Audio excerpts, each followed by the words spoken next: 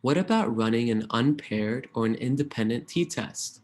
As a reminder, we would need to use this statistical test when comparing the association between one binary categorical variable for groups that are unpaired, such as race, comparing black versus white, and one continuous variable that's normally distributed. So looking at BMI, let's jump into SPSS to see how to perform an independent t-test. In SPSS, you want to select the Analyze button on the top of the screen. Then you want to select Compare Means.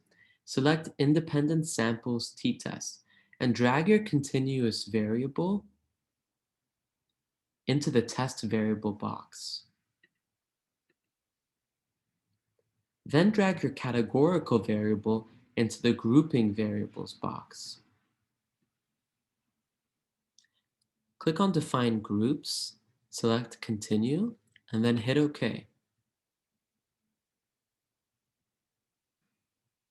This is what will generate in the output sheet of your SPSS. Two tables will appear in the output sheet after running an independent t-test. The first includes the mean BMI in each group, as well as the standard deviation. In order to know which p-value you should be presenting, you want to first look at the result of Levene's test for equality of variances, which can be found here. If the p-value for Levene's test for equality of variances is greater than 0.05, then we want to focus on the row that says equal variances assumed. However, if the p-value for Levene's test for equality of variances is less than 0.05, we want to focus on the row that says equal variances not assumed. In this case, the p-value is greater than 0.05. So we'll want to select one of these p-values.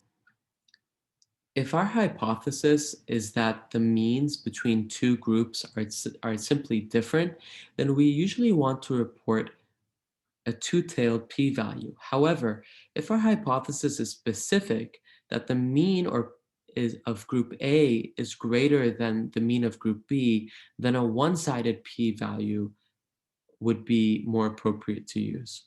So for this case, if my question was, is there a significant difference in BMI between Black patients and white patients, I would report the two-sided p-value, which is greater than 0.05, indicating that in this data set, there is no statistically significant difference in BMI between patients who are white and patients who are Black.